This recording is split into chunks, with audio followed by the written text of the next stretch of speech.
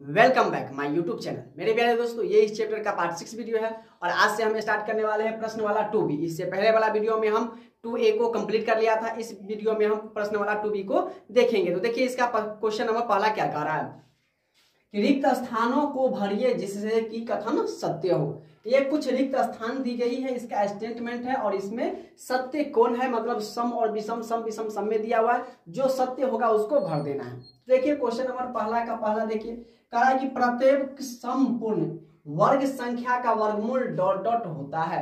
तो हम आपको पार्ट 1 वीडियो में बताए थे कि सम संख्याओं का वर्ग हमेशा क्या होगा, सम संख्या होगा। तो इसमें हम क्या लिखेंगे, क्या आ जाएगा हमारा सम संख्या।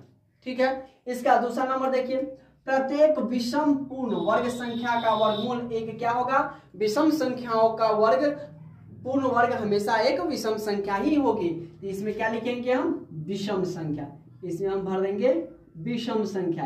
एग्जाम्पल के तौर पर हम आपको बता देते हैं, देखिए 25 क्या है, एक विषम संख्या है। इसका अगर वर्गमूल अगर निकालेंगे तो इसका वर्गमूल कितना आ जाएगा, 5। 5 एक क्या है, विषम संख्या। सम संख्या देखिए, सम संख्या 4 हो गया। इसका वर्गमूल अगर निकालेंगे तो ये क्या हो जाएगा, 2 हो जाएगा। तो 2 एक क्या है, सम संख्या है। इसका तीसरा देखिए क्या करा, प्रत्येक डॉट डॉट पूर्ण वर्ग संख्या का वर्गमूल एक सम संख्या होता है। तो देखिए किस मतलब सम संख्या का पूर्ण वर्ग सम संख्या होगा या विषम, तो क्या है, सम संख्याओं का वर्ग हमेशा सम संख्या होगा। तो इसमें हम क्या लिखेंगे, सम संख्या। अब देखिए कोई सम संख्या होता है, 2 एक सम संख्या, इसका वर्ग क्या होगा, ऑलवेज एक सम संख्या होगा। ओके। अब देखिए इसका चौथा नंबर, प्रत्येक डॉट डॉट पूर्ण वर्ग संख्याओं का वर्गमूल एक विषम संख्या। तो विषम संख्याओं का वर्गमूल हमेशा विषम होगा और विषम संख्याओं का वर्ग भी हमेशा विषम होगा। 3 क्या है, एक विषम संख्या, इसका वर्ग निकालेंगे तो क्या होगा, 9। 9 भी क्या है, एक विषम संख्या। तो यहाँ पर हम लिखेंगे प्रत्येक विषम पूर्ण वर्ग संख्या एक वर्गमूल एक विषम संख्या होता है। ओके।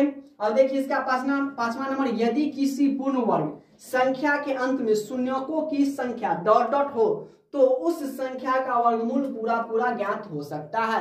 अब मान लीजिए कोई संख्या है यहाँ पर 3, अगर हम इसमें क्या सम पहले विषम डालते हैं तो ये क्या हो गया, एक विषम हो गया, ये क्या हो गया, सम हो गया।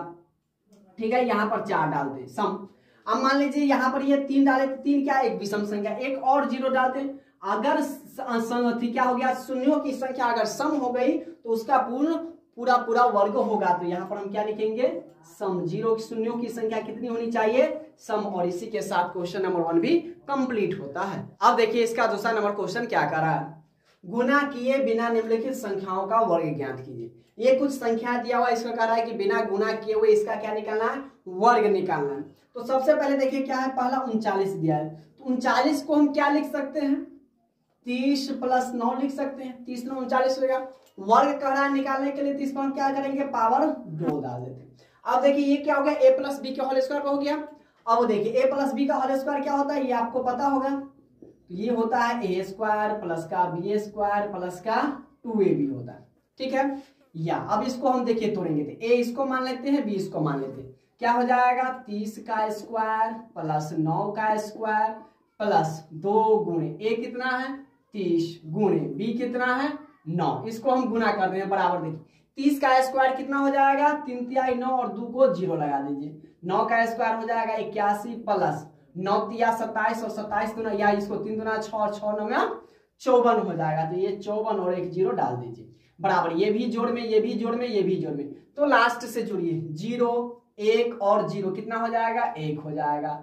4 और 8 12 के 2 हो जाएगा, हासिल 1। 5 और 9 14, 14 1 15। तो इसका वर्ग कितना हो जाएगा, 1521। और यही हमारा आंसर हो जाएगा। सेम इसी प्रकार हम इसका दूसरा भी बनाएंगे 27। तो 27 को भी हम क्या लिख सकते हैं, 20 + 7 का होल स्क्वायर। ये हो जाएगा 20 का स्क्वायर + 7 का स्क्वायर + 2 गुणे 20 गुणे 7 बराबर 20 का स्क्वायर कितना हो जाएगा, 400 + 7 का स्क्वायर हो जाएगा 49 प्लस, अब देखिए 7 दूना 14 दूना कितना हो जाएगा, 28 और एक 0 लगा देंगे, कितना हो गया, 280 हो गया। अब इसको जोड़ देते हैं लास्ट से, 0 9 0 तो कितना हो जाएगा, 9 हो जाएगा। 8 4 12 और 0 तो 12 के 2 हासिल 1 हो गया।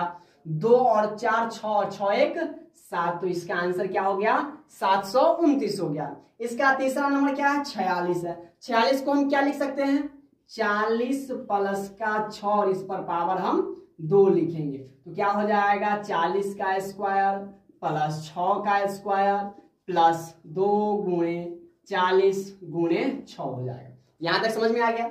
अब देखिए 40 का स्क्वायर 4 चौका 16, एगो जीरो है तो 2 जीरो लगा दीजिए। 6 का स्क्वायर हो जाएगा 36 प्लस 4 दूना 8 और 8 छक हो जाएगा 48, जीरो है तो जीरो लगा दीजिए। अब इसको जोड़ देंगे तो लास्ट से जोड़िए 0 6 0 तो क्या हो जाएगा 6 हो जाएगा।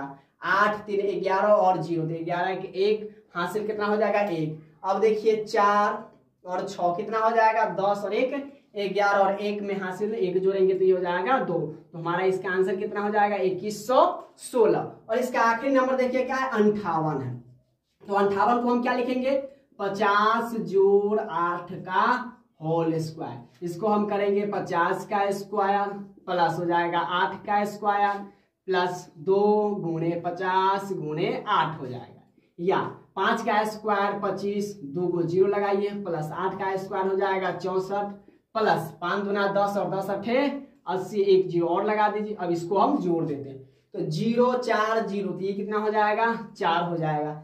0 6 0 कितना हो जाएगा 6 हो जाएगा। 8 और 5 कितना हो जाएगा 13 के 3 हासिल 1 2 है और 1 3 हो जाएगा, तो इसका आंसर कितना हो जाएगा हमारा 3364 हो जाएगा। और इसी के साथ क्वेश्चन नंबर दूसरा भी कंप्लीट होता है। देखिए इसका तीसरा नंबर क्वेश्चन क्या कह रहा है, वर्गमूल पूरा प्राप्त होने के लिए निम्नांकित में प्रत्येक के अंत में कम से कम कितना शून्य बढ़ाना पड़ेगा। तो आपको हम पार्ट 1 वीडियो में बताए हुए थे क्या कि अगर किसी भी संख्या के अंत में शून्यों की संख्या सम होगा तो उसका वर्गमूल क्या हो जाएगा पूरा प्राप्त हो जाएगा। तो आइए हम इस पर देखते हैं। तो वही कह रहा है कि कितना शून्य बढ़ाना पड़ेगा कि वर्गमूल पूरा प्राप्त हो जाए। अब देखिए क्या है यहाँ पर ये 10 है, तो 10 क्या है 1 है तो क्या हो जाएगा ये विषम संख्या हो गया, तो इसमें हम कितना शून्य बढ़ाएंगे कि इसका वर्गमूल पूरा प्राप्त हो जाए। तो इसमें अगर हम 10 है 1 जीरो और बढ़ा देंगे तो कितना हो जाएगा 10 100, और 100 क्या है देखिए शून्यों की संख्या सम संख्या है तो सम में आ रहा है, तो इसका वर्गमूल कितना हो जाएगा 10। तो लिखेंगे लिख देंगे हम स्टेटमेंट 1 शून्य बढ़ाने पर वर्गमूल पूरा हो जाएगा।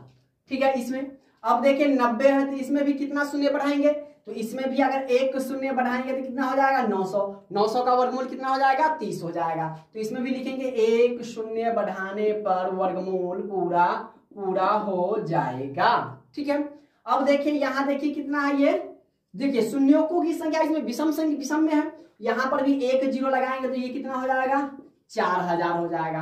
तो यहाँ पर भी हम क्या लिखेंगे कि 1 शून्य बढ़ाने पर वर्गमूल पूरा हो जाएगा।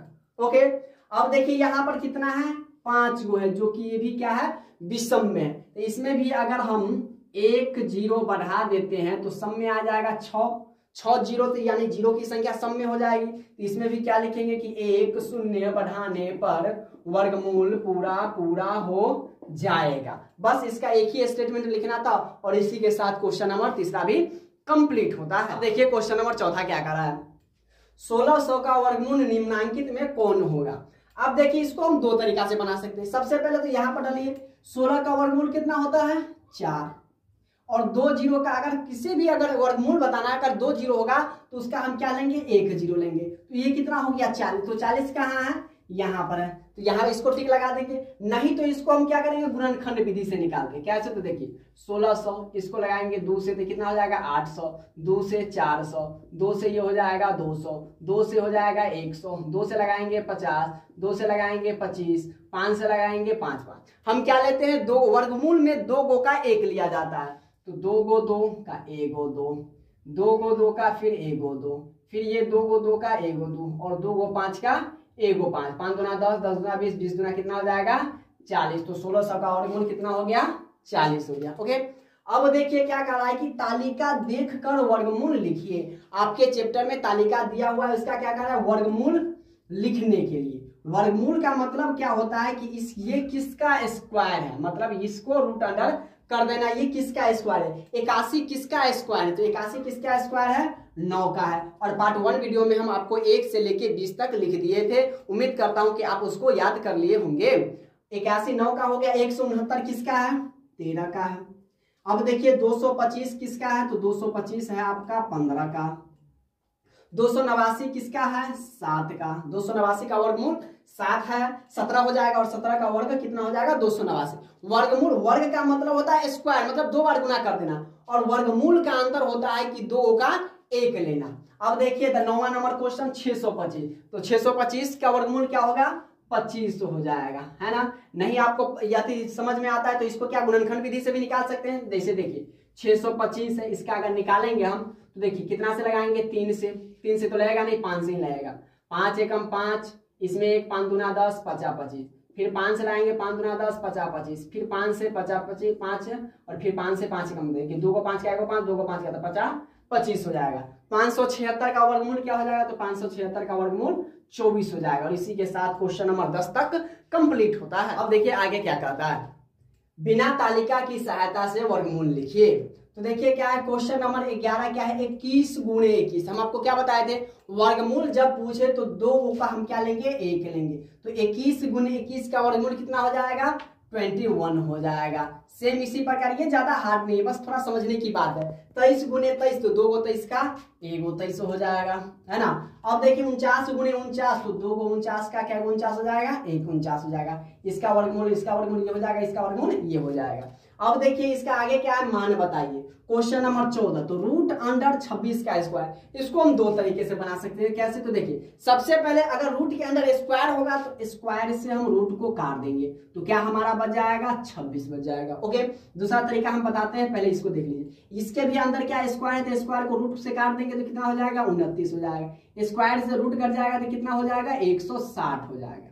या इसको दूसरे तरीका से अगर हम बनाए तो रूट में दिया हुआ है 26 का स्क्वायर, यानी इसका स्क्वायर का मतलब क्या है कि हम 2 बार किसी भी संख्या को लिख सकते हैं। जिस संख्या पर स्क्वायर दिया उसको 2 बार हम लिख सकते हैं। तो 26 का स्क्वायर है यानी 26 गुणे 26। और आप ये जानते हैं कि 2 को 26, 2 को संख्याओं का हम एक संख्या ले सकते हैं। तो 2 को 26 से तो ये क्या हो जाएगा? 1 26 हो जाएगा। इसी प्रकार 29 क्या, इसी प्रकार हम 160 को भी कर सकते हैं। और इसी के साथ ये चैप्टर भी कंप्लीट होता है। तो उम्मीद करता हूं कि आज का ये वीडियो आपको पसंद आया होगा, और वीडियो पसंद आया तो वीडियो को लाइक कीजिए और शेयर कीजिए, और चैनल पर नए हैं तो चैनल को सब्सक्राइब जरूर करें, ताकि हम जो भी वीडियो डालें उसका नोटिफिकेशन सबसे पहले आप तक पहुंचे। तो आज के लिए बस इतना ही, मिलते हैं अगली क्लास में, तब तक के लिए जय हिंद।